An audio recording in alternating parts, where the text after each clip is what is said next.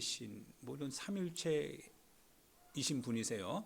그래서 예를 들면 이제 십자가 위에서 달리신 분이 성자 하나님이신데, 실은 성자 하나님만 죽으신 게 아니죠.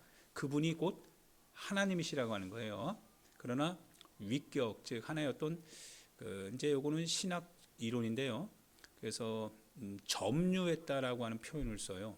그래서 예수님께서 그 십자가 위에서 죽으실 때 그 십자가에서 죽으시는 예수님이 하나님의 역사죠. 그거를 점유했다고 합니다. 그러나 그 안에는 성령과 성부 하나님이 함께 계신 거죠. 즉 아들이 죽은 바로 거기에 바로 하나님이 죽으셨다, 이렇게 표현을 하는 거예요. 그래서 우리가 창세기에서도 하나님이 세상을 창조하셨느니라 라고 하는 그런 말씀들, 태초에 하나님이 이제 천지를 창조하시죠. 창조하실 때 성부 하나님이 창조하시지만, 그러나 실은 그분이 누구세요? 삼위일체 하나님이시다. 그래서 성령이 수면 위에 운행하시고, 하나님이라고 하는 뜻은 실은 복수형이죠. 엘로힘이라고 해서. 그래서 삼위일체 하나님이 창조하신다.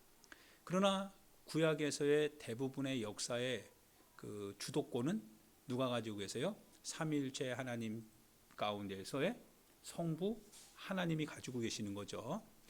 그러나 하나이신 분이시다라고 하는 것을 이제 여러분이 아셔야 되고요.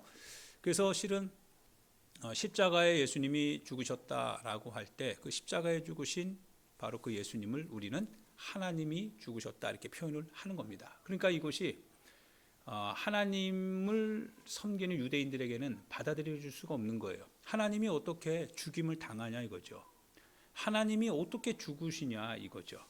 그래서 이 삼일체론을 세우기 위하여서 많은 그 이단들이 생겨났고요. 그래서 이것을 정립하기까지 교회에서 많은 싸움을 해왔습니다.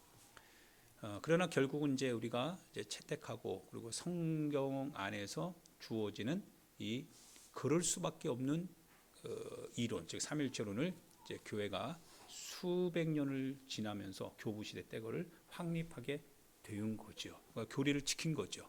하나님의 말씀을 지킨 겁니다. 그래서 세상을 심판하신 그 하나님이 스스로 자신을 심판하신 거죠. 세상을 창조하신 그분이 창조된 피조물에 의해서 죽임을 당함으로써 피조물을 건지신 거죠. 불가능한 일이죠. 내가 창조했으면 내가 폐기 처분하고 다시 하면 되는데 그게 창조주의 권리 아니겠어요? 그런데 폐기 처분될 수밖에 없는 우리를 살리기 위해서 그분이 폐기물이 되는 겁니다. 그리고 우리를 살리신다라는 거예요.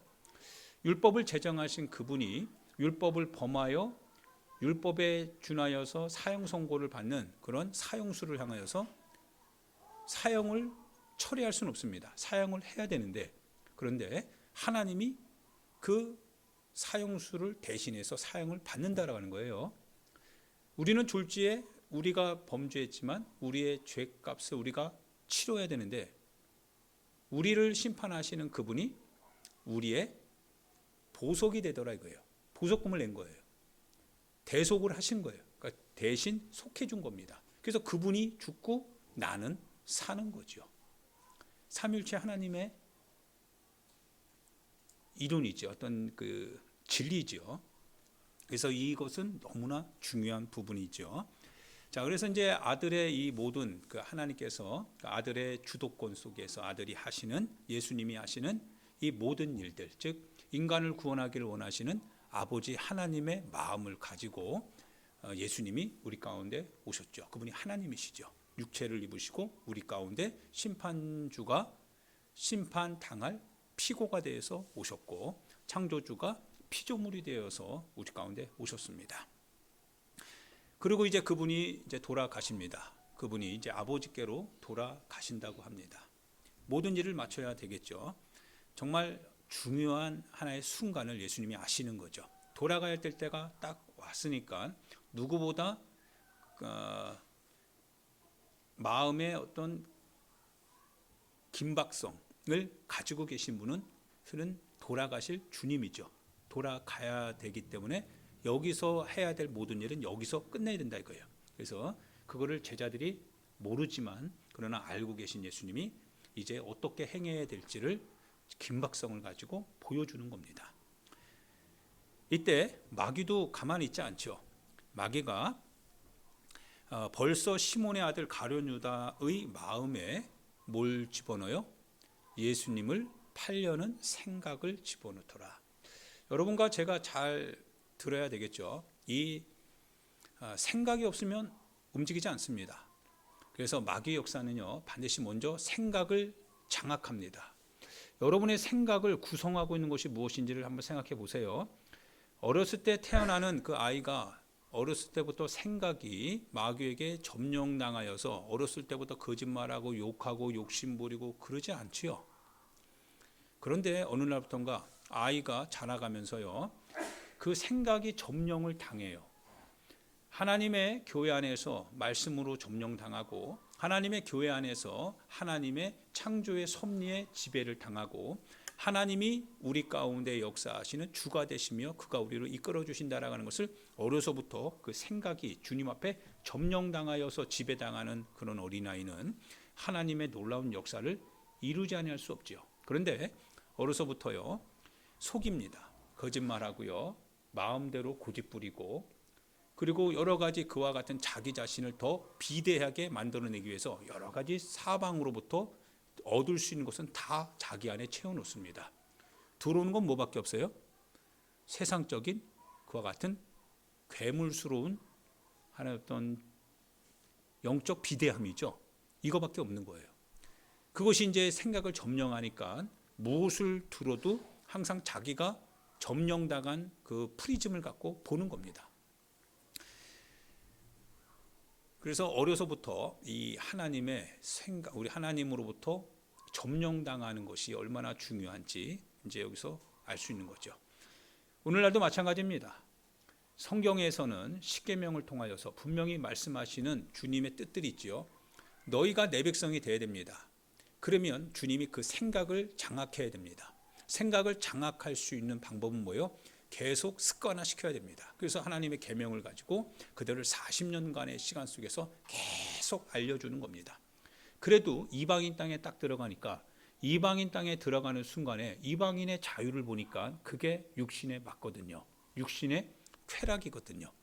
한순간에 그 하나님이 우리 가운데 주어주셨던 그 계명에 장악당하여서 하나님 백성 되어졌던 그 거룩한 백성이 이방인과 이제 혼인관계를 맺게 되고 언약관계를 맺게 되고 그리함으로써 우상 숭배를 통하여서 이제 이기적인 인생이 됩니다. 그리고 멸망을 당하는 거죠. 생각이 점령을 당해서는 아니 되는 겁니다. 지금도 마찬가지입니다. 지금도 끊임없이 우리가 신앙과 현실의 사이에서 갈등하지 아니할 수 없습니다. 그러나 갈등이라고 하는 것은 아직 결정된 건 하나도 없습니다. 내가 어떤 생각에 의하여서 판단을 할 것이냐가 이제 거기서 결정이 되는 겁니다. 내가 이러한 모든 현실적인 조건, 요구, 사항에 대하여서도 내가 이거 급하고 이거 중요하지만 그러나 우선적으로 내가 하나님의 뜻, 하나님의 계명을 생각하지 아니할 수 없다. 그리고 그거를 보류하기로 결정을 한다면 그러면 내 생각은 절대로 현실에 장악당하지 않습니다. 오히려 현실이 밀려납니다. 그러나 만약 내가 하나님의 뜻을 알고 하나님의 말씀에 순종해야 될 것을 알지만 그럼에도 불구하고 내 육신의 한계를 먼저 생각하고 그래서 그 한계를 어떻든지 간에 넘어가려고 하는 가운데에서 현실적인 요구 조건을 내가 이거라는 건 포기할 수 없고 여기에 대해서 나는 빠져나갈 수 없다라고 하는 그와 같은 판단을 하게 되면 하나님의 말씀이 아무리 우리에게 중하다 할지라도 하나님의 말씀은 더 이상 영향력을 끼치지 못하게 되는 거죠. 왜냐하면 세상 현실이 내 생각을 장악했기 때문입니다. 여러분의 세상, 여러분이 지금 발 디디고 사는 이 현실 속에서 그러나 여러분의 영혼 가운데 여러분의 생각을 장악하고 있는 것이 하나님의 말씀인지 아니면 세상 원리인지 잘 생각하셔야 됩니다. 마귀는 어느 것이라도 다 도구로 쓸 수 있는 거죠. 하와라고 할지라도요, 하나님이 지으신 창조 세계라고 할지라도 마귀는 모든 걸 가지고 다 수단화시킬 수 있습니다. 하나님이 지으신 들짐승 중에 뱀이 가장 간교할 때, 간교하기 때문에 사단을 알 줄 알았지만 그러나 사단의 도구가 되니까 그 간교함이 죄를 짓는 도구가 되더라 이거죠. 하와 역시 마찬가지로 아담의 배필로서 돕는 배필로 지음을 받았지만 그러나 마귀가 그 하와를 통하여서 아담을 타락시키기로 결정을 하니까 그대로 수단화되더라 이거예요. 그러나 거절할 수 있는 기회는 있었죠. 먹음직도 하고 보암직도 하고 지혜롭게 할 만큼 탐스럽기도 하지만 그러나 실제로 내가 그걸 가지진 않았습니다. 내가 범하지는 않은 거죠. 내가 여전히 그렇게 보인다 할지라도 그거는 보이는 것일 뿐은 내가 내 것이 되는 건 아닙니다. 내가 죄를 가운데 들어간 건 아직 아니다 이거예요. 그러면 뭘 생각해야 되냐면 먹으면 반드시 죽는다라고 하는 하나님의 한 문장을 딱 생각해놓고 아무리 지혜로워도 아무리 먹음직스럽고 아무리 탐스럽다 할지라도 이거 주님이 죽는다고 했으니 이거 거절하면 되는 거죠. 생각이 장악당하지 않으면 됩니다. 그러니까 장악을 당할 때는 꼼짝달싹할 수 없는 거죠.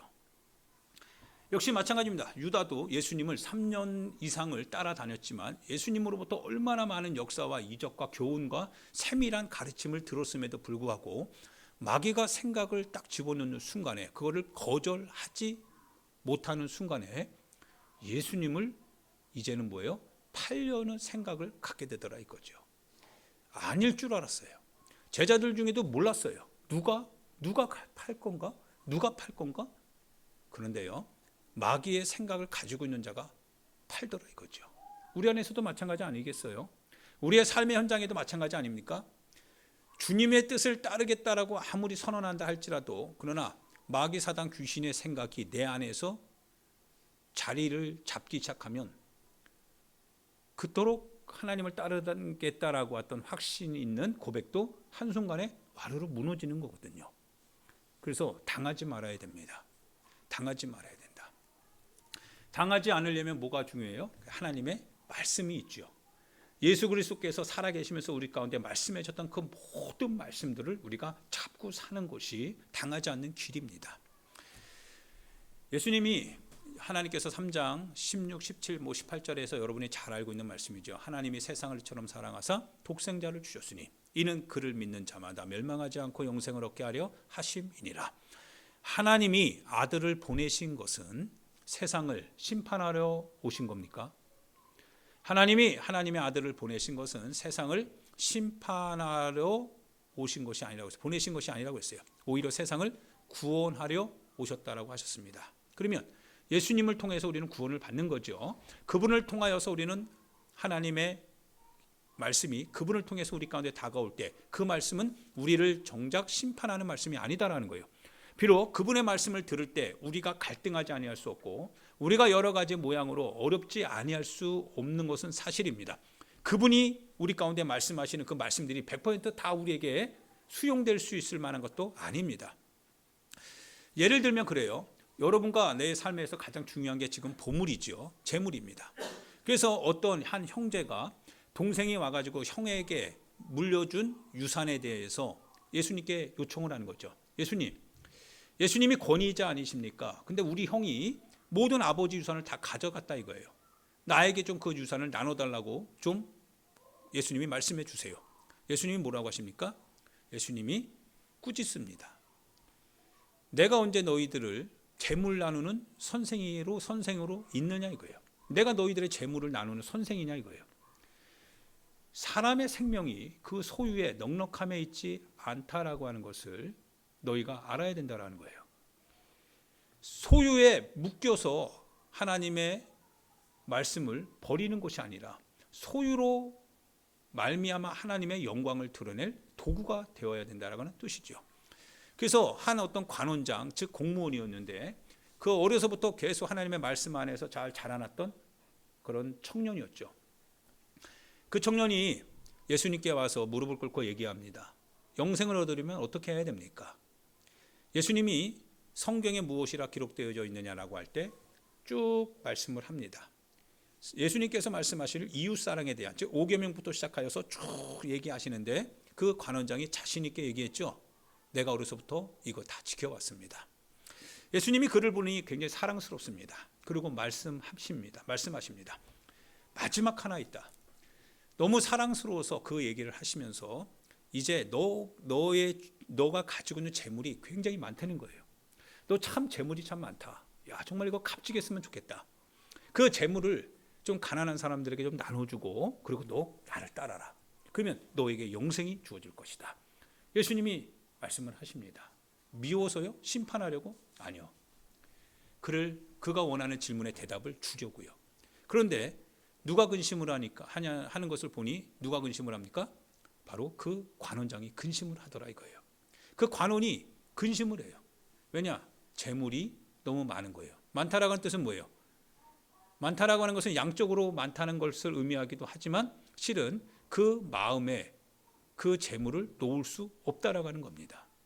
놓을 수 없을 만큼, 뭐에 비해서? 하나님의 말씀을 듣고 따르는 이 행위의 결정에 비해서 따를 수 없도록 그 재물이 찾고 있다라는 거예요. 그래서 많은 겁니다. 예수님의 이 말씀을 들을 때 이 말씀이 우리를 심판하는 겁니까? 이 말씀이 우리를 심판하는 말씀이십니까? 성경은 단호하지요. 하나님의 아들을 우리 가운데 보내신 것은 심판의 목적이 아닙니다. 구원을 위하여서 보내셨답니다. 그러나 오늘 우리가 이와 같은 말씀을 쭉 들을 때 우리가 충분히 우리의 역량이 되어서 우리의 삶을 살아가는데 그지 불편하지 않는 부분에 있어서는 우리가 맞습니다. 목사님 저 그거 인정합니다. 예수님은 우리의 구원자이시죠. 그러나 우리의 역량을 벗어나서 우리가 소유하고 있는 거, 우리가 이것은 놓칠 수 없다라고 생각하는 그거에 대해서 예수님이 우리 가운데 말씀하시면 그 다음부터는 우리도 똑같이 관원처럼 근심하게 됩니다. 우리는 고민하게 됩니다. 하나님의 말씀을 이렇게까지 지키는 것이 과연 구원이야? 예수님의 구원의 방식은 꼭 이렇게 하나님의 이 일방통로식의 이 말씀으로만 우리에게 구원이 있는 거야? 아니야. 하나님은 넓으신 분 아니죠? 하나님은 사랑과 은혜와 자비와 긍휼이 풍성하신 분이 아니신가? 우리의 이런 연약함, 우리의 이런 부족함, 주님 거 다 인정하시는 그런 주님 아니신가? 그러면서 우리는 하나의 어떤 빠져나갈 알리바이를 발견하게 되죠. 그리고 그거에 기대어서 우리의 삶의 거짓을 키워갑니다. 욕심을 키워가는 거죠. 그러고서 우리는 신앙이라고 하는 이름으로, 구원이라고 하는 이름으로 우리의 괴물스러운 멸망의 마음을 숨깁니다. 결국 우리의 행위가 악함으로 빛을 미워하여 빛 가운데 나아가지 않을 뿐이지 주님은 여전히 빛이십니다. 우리의 행한 것이 진리 가운데 행한 것이라고 한다면 우리는 빛 가운데 나아가는 겁니다. 하나님의 말씀으로 나아가는 거죠. 그러나 우리가 하나님의 말씀을 듣지 못하고 하나님의 뜻 가운데 나아가지 못하는 것은 우리 행위가 악하기 때문에 그렇습니다. 그래서 하나님의 말씀 앞에 순종하지 않는 거예요. 우리 행위가 악하기 때문에. 그렇게 하면 내 자신이 뭔가 큰 하나의 어떤 육적인 데미지를 입을 것을 뻔히 알기 때문에 하나님께로 안 나갑니다. 그런데 성경은 분명히 얘기하지요. 하나님의 아들이 우리 가운데 오신 것은 심판의 목적이 아닙니다. 구원의 목적인데 구원의 목적을 가지고 오신 그분이 우리의 멸망의 여러 가지 바운데리 속에 있는 우리 자신을 건져내기 위해서 그렇게 하면 멸망당한다. 너 그렇게 하면 멸망당하기 때문에 거기서 나오라고 하는 겁니다. 거기서 나오는 방식을 주님이 주님의 방식으로 알려주는 겁니다. 할렐루야. 이 말씀을 그래서 우리는 듣고 순종하는 거죠. 생각을 주님의 생각으로 장악되어야 합니다. 예수님께서요 이제 결단을 하십니다. 그리고 허리에 딱 이 수건을 두르세요. 두르시고 제자들의 발을 하나하나 닦여주기 시작합니다. 여러분이 잘 알고 있는 세족식입니다. 제자가 말합니다. 전례상, 관례상 선생님이 제자의 발을 닦는 경우는 있을 수 없습니다. 유대인의 전통상 제자들이 선생님의 발을 닦아주면서 공경의 표시를 하는 거지 선생님이 제자의 발을 닦아서 이거는 절대로 불공경입니다. 이건 있을 수 없습니다. 예수님이 뭐라고 하시냐면 내가 너를 씻겨주지 아니하면 너는 나와 상관이 없답니다. 이 말씀을 생각해 보니까 예수님이 우리를 씻겨주지 않으면 안 된다라고 하는 것이죠. 우리가 우리 자신을 씻는 게 아니라 오직 예수님이 우리 발을 씻겨주시는 것만이 예수님과 상관이 된답니다. 곰곰이 생각해 보니까 십자가가 생각이 나요. 주님의 보혈을 통하여서 우리가 구원을 받는 거죠. 예수님이 십자가에 달리심으로써 우리는 그 십자가에 달린 예수님을 다만 바라봄으로써 구원을 받는 거지, 우리가 직접 무엇인가를 해서 구원을 받는 건 없다 이거예요. 인간의 선행, 인간의 어떤 의인스러운 행동, 인간의 어떤 수단, 그것이 아무리 도덕적으로 윤리적으로 사람들에게 굉장히 칭찬의 대상이 된다 할지라도 그걸로 구원을 받을 수 있습니까? 아니다라는 거예요. 오직 주님과 상관하는 것은 주님이 씻겨주시는 것만이 가능하다 이거예요. 인간의 행위가 아니다라는 거예요. 십자가에 달리셔서 우리를 구원하실 수 있는 분은 오직 창조주 삼위일체 하나님이십니다. 그분이 우리를 심판하실 것이고, 또한 심판이신 심판주이신 그분이 우리 대신 심판의 대상이 되어야 합니다. 우리는 우리가 사형수이지만 그러나 우리 대신 사형을 당하시는 주님을 바라봄으로써 우리는 풀려남을 받아야 되는 겁니다. 오직 그렇게 하실 수 있는 것은 우리가 아니라 하나님이십니다. 하나님이 그 일을 하실 분입니다. 그리고 우리는 그 흘리신, 십자가에 흘리신 그 예수님의 피를 힘입어서 그분의 피로 우리 죄를 씻는 겁니다. 그분이 우리를 씻어 주셔야 되는 거예요. 그분의 피로 우리를 씻어 주셔야 됩니다. 내가 내 자신을 씻는 것이 우리의 구원이 아니다는 거예요. 그러니까 인간의 선을 통해서 구원을 받는다라고 하는 어느 종교의 교리는 거짓말이죠. 잘못된 거죠. 오직 구원은 주님이 하시는 겁니다. 주님만이 하실 수 있는 거예요. 주님이 십자가에 흘리신 피로만 우리가 구원을 받는 겁니다. 우리가 지은 죄를 우리가 어떻게 씻어요? 우리가 지은 죄를 사형수가 스스로 나는 의인이다라고 말할 수 있는 사람 한 사람도 없습니다. 그래서 구약에서는 우리 대신 짐승이 죽는 거죠. 짐승이, 흠없는 짐승이 피를 쏟고 그의 생명을 우리 대신 내어줌으로써 우리가 해방을 받는 거죠. 예수 그리스도 안에서만이 구원이 있는 겁니다. 그분을 믿는 겁니다. 그래서 여러분들이 주님을 믿어야 됩니다. 주님을 믿고 그분의 피 앞에서 여러분이 할 수 있는 건 하나도 없다라고 고백을 해야 됩니다. 구원을 얻을 수 있는 그와 같은 출발, 구원을 얻을 수 있는 그와 같은 마무리, 마침표는 절대로 여러분 스스로 할 수 있는 게 하나도 없습니다. 오직 예수님을 발견하고 그분 안에 생명이 따라가는 것을 여러분이 찾고, 그래서 그분 앞에 설 때, 그때 구원이 이루어지는 겁니다. 그분 앞에 선다는 건 뭘까요? 예수님이 한 비유를 들어주셨습니다. 모세가 광야에서 뱀을 든 것 같이 인자도 들려야 하리라. 예, 이스라엘 백성들이 하나님 앞에 불평했지요. 하나님 앞에 원망했습니다. 하나님 이럴 수 있어요? 하나님, 정말 하나님 살아계신 거 맞아요?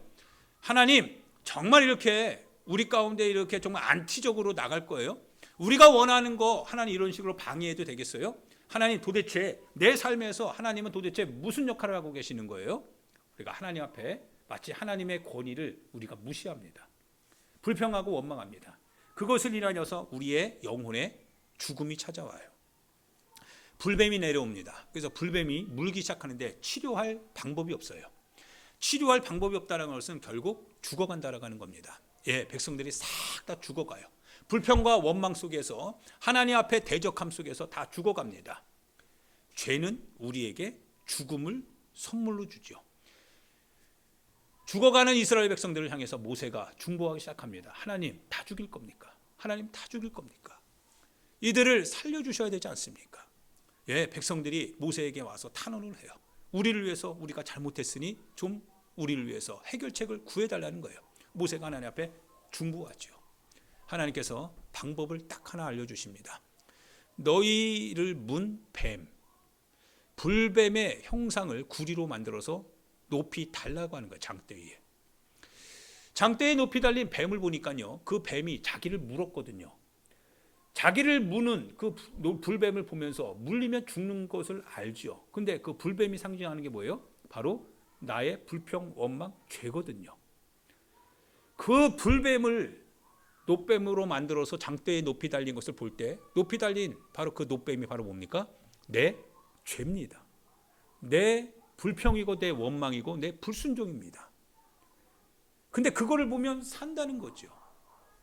예수님께서 말씀하시는 거죠. 인자도 들려야 할 것이다라는 거예요. 인자가 십자가에 달립니다. 우리가 그거를 딱 쳐다볼 때 바로 인자가 달린 바로 그 십자가 위에 달린 그 예수님이 바로 무엇을 상징합니까? 여러분의 죄를 상징한다 이거예요. 여러분의 죄를 위해서 십자가에 그 누가 죽으시는 거예요? 하나님이 죽으신다 이거예요. 하나님이 달렸다 이거예요. 누구의 죄 때문이에요? 여러분과 나의 죄 때문에 달렸다 이거예요. 그거를 쳐다보는 사람은 산다 이거예요. 쳐다본다는 뜻이 뭐예요? 내가 잘못했다는 것을 인정하는 거죠. 우리가 불평했습니다. 우리가 원망했습니다. 우리가 죄 가운데 있었습니다. 주님, 우리가 죽을 죄를 졌고 죽었습니다. 용서해 주옵소서. 살려 주옵소서. 쳐다봐라. 너희 죄 때문에 이제 사망에서 너희가 지금 고통하고 있는데 벗어날 수 있는 오직 하나의 방법은 장대에 높이 달린 놋뱀을 바라보듯 십자가에 달린 예수님을 바라봐야 된다. 그분을 바라봐라 이거예요. 그래서 죄 가운데 우리가 죄를 회개하지 않고 어떻게 되겠지, 어떻게 될지 않습니다. 반드시 삶에 어려움이 옵니다. 문제가 발생되고 죄로 말미암아 결국에는 영혼의 사망까지 끌고 갑니다. 해결할 수 있는 방법은 다른 방법 없습니다. 수단 방법 꾀부리는 거 안 됩니다. 오직 하나의 방법, 회개하여 예수님의 피를 힘입어야 됩니다. 그분 앞에 탁 무릎 꿇고 주여 내 죄를 회개합니다라고 고백하며 그분으로부터 씻김을 받아야 됩니다. 거기서 우리 영혼의 구원을 얻게 됩니다. 우리의 삶의 문제에 대한 해결을 받게 되는 겁니다. 예수 그리스도 안에 대답이 있는 거죠. 할렐루야. 그분을 믿으셔야 됩니다. 베드로가 이 말을 들을 때 주님, 그러면 내 발만 아니라 내 온몸도 좀 목욕시켜 주세요. 얼마나 좋은 건지요. 그럼 매일 목욕시켜 주세요. 예수님이 말합니다. 한 번 씻은 사람은, 한 번 목욕한 사람은 발밖에 씻을 게 없다는 거예요. 우리가 주님을 믿었는데 주님 또 나 버려진 거 아니에요? 주님 나 다시 또 주님의 보혈이 다시 내가 보혈이 없어서 나 이제 다시금 또 예수님을 영접하고 또 영접하고 또 영접해서 끊임없이 그렇게 살아야 되는 거 아니에요? 그런 뜻이 아니다라는 거예요. 주님과 우리가 하나의 자녀의 관계를 맺었다면 그 다음부터 해야 될 것은 바로 여러분의 삶의 발들입니다. 발은 뭘 상징합니까? 여러분의 신앙의 행위들이죠. 이제 여러분이 삶을 살면서 행동하는 그 같은 행동에 대하여서 하나님 앞에 그걸 씻으라 이거예요. 주님의 보혈은 여러분과 내 안에 살아있다 이거예요. 그분의 피는 여러분과 내 안에서 한 번 흘리고 만 피가 아니라 지금도 영원히 흘리고 있다 이거예요. 주님을 늘 언제나 우리가 신앙으로 바라보고 우리가 늘 끊임없이 하나님 앞에 우리의 행위의 잘못을 주님을 바라보면서 회개한다면 그분의 피는 여전히 우리를 위해서 흘리고 있다라는 거예요. 우리가 우리 행위의 발을 씻는 작업이 이제는 필요하다 이거예요. 할렐루야. 여러분의 행위의 발을 잘 씻어내는 작업을 해야 됩니다. 그 발을 씻는 작업, 이것을 하되 예수님이 하나 경고하십니다. 주의를 주시는 게 있어요. 종이 그 주인보다 크지 못하고 보냄을 받는 자가 보낸 자보다 크지 못하다라고 하는 것을 알고 행하는 자가 복이 있다라고 말씀을 하시죠. 예수님이 우리를 위해서 하신 그 일, 우리가 예수님보다 크지 않죠. 종이 주인보다 큰 사람은 없습니다. 내가 누군가로부터 보냄을 받았는데 보내신 자의 뜻을 내 마음대로 왜곡해서도 안 되는 거죠. 나는 그분보다 크지 않기 때문에 그렇습니다.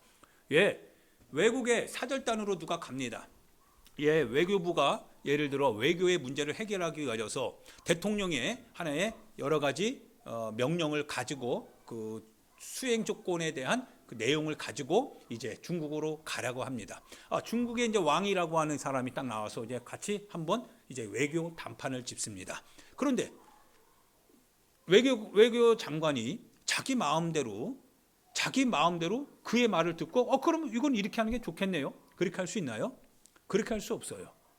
절대로 자기가 가지고 자기를 보낸 자의 권위 아래에서 그것이 비록 지금 내 눈에는 옳다 하는 것 같아도 그러나 절대로 자기 주관대로 할 수는 없다 이거예요. 마찬가지입니다. 너희가 미혹을 받지 말라 예수님이 말씀하셨습니다. 예수님께서 우리 가운데 구원을 얻는 길과 우리의 삶의 행위에 대하여서 이렇게 하라고 하시는 이 모든 구원의 절차들은 우리 마음대로 바꿀 수는 없는 겁니다. 우리가 우리 마음대로 이렇게 해도 구원 저렇게 해도 구원, 그거는 당신이 하나님이다 이거예요. 네가 종인, 네가 주인이냐 이거예요. 네가 보내는 권위를 가지고 있는 자냐 이거예요. 주님이 하나님의 말씀을 가지고 우리 가운데 오셔서 이렇게 할 때 이렇게 하는 것이 하나의 어떤 테두리를 정해주시고 그 테두리 안에서 우리의 삶을 하나님이 구원의 현장으로 이끌어 가실 것이다라고 우리에게 정해주셨는데 우리가 그 범위를 넘어가는 거예요. 꼭 이렇게 해야 되냐 이거죠. 꼭 내가 이렇게까지 해야 되냐 이거죠. 당신이 주인이냐 이거예요. 당신이 보내신 주님보다 더 큰 하나님이냐 이거예요. 그럼 당신이 곧 우상이죠. 이거를 알고 행하는 자가 복이 있답니다. 하나님께서 우리 가운데 이 말씀을 주셨을 때 우리가 비록 내 삶에서 지금 내가 선택하고 결정하기를 원하여서 지금 막 출발하려고 하는데 그런데 하나님께서 그거를 wait, 기다리라고 하는 거예요. stop, 멈추라고 하는 거예요. 그리고 돌아서랍니다. 아예 하나님 왜 돌아서야 됩니까? 하나님 이거 지금까지 내가 원하는 목표고 방향이었는데 여기서 한순간에 이걸 내려놓고 주님 내가 경험해보지도 못하고 내가 알지도 못하는 그걸 위해서 나보고 인생을 새롭게 조정하라고요? 주님 너무 하시는 거 아니에요? 주님이 스탑 그러면 우리는 그것이 바로 우리의 삶의 한계라고 하는 거예요. 그 한계를 넘어갈 수는 없다라고 하는 겁니다. 그리고 그 순간에 우리가 해야 될 것은 주님, 베드로의 말과 똑같습니다. 밤이 새도록 우리가 그물을 내려서 고기를 잡으려고 했는데 한 마리도 안 잡힙니다. 갈릴리 바닷가에서 뼈대가 굵은 내 인생, 여기서 태어나고 죽을 때까지 여기 사는 인생인데 이 바다 다른 누구보다도 내가 잘 알고 있습니다. 그런 내가 밤새도록 그물을 내려도 한 마리 고기 잡지 못했는데 예수님 저 깊은 데로 가서 다시 고기를 그물을 내리라고요? 지금까지 했는데요. 주님 얼마나 주님은 목수의 인생이니까 어부의 인생인 우리의 이 관록을 주님 모르시는 것 같은데요.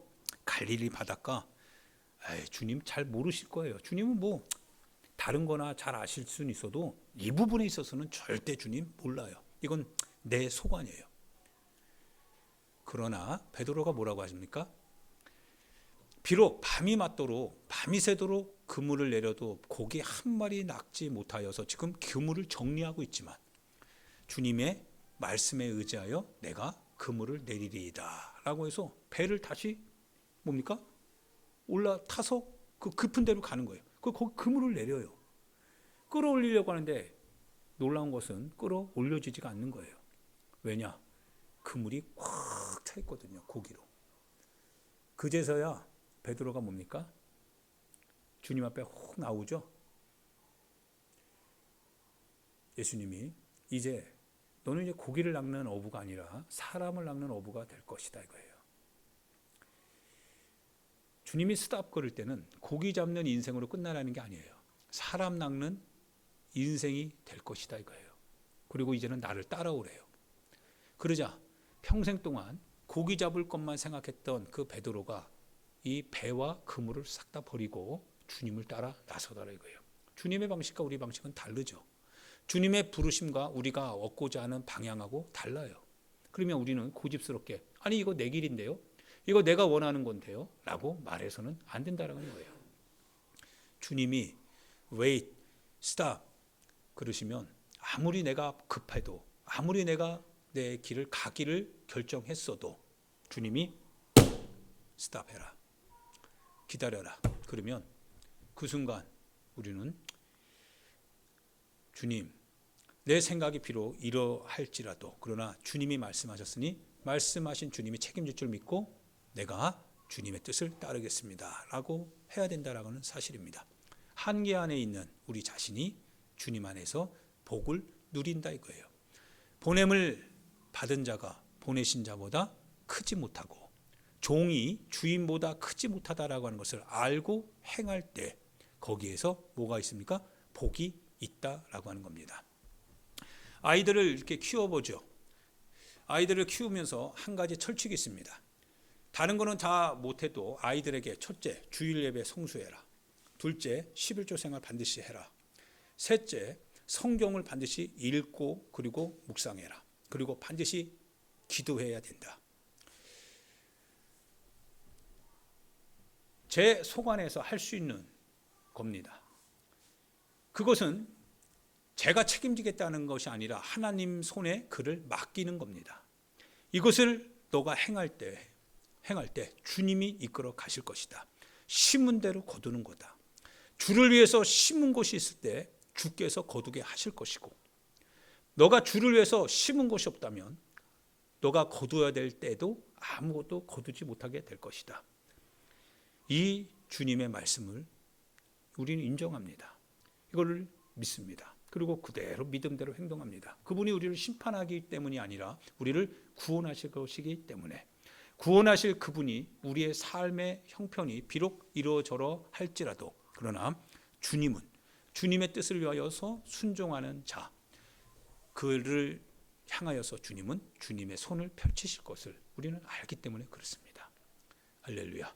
오직 우리의 구원은 주님께 있는 거지 우리에게 있는 것이 아닙니다. 주님이 하실 때 우리가 그것이 안 될 것이다라고 우리는 생각해도 주님이 하실 때 그거는 될 수 있는 거죠.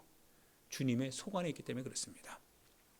여러분 자신을 주님께 위탁하길 부탁합니다. 여러분과 내 자신을 주님 손에 위탁하고 내 생각, 내 고집, 내 판단, 내 결정, 내가 살아가는 현실의 가치가 아니라 하나님의 나라의 가치, 하나님의 뜻과 하나님의 자유와 하나님의 의지를 내 삶의 현장에 주된 주인공으로 만들어 가셔서, 그래서 하나님이 여러분의 인생을 통하여서 하시고자 하시는 바를 여러분이 그분께 맡김으로 그분의 열매를 거둘 수 있기를 부탁드립니다.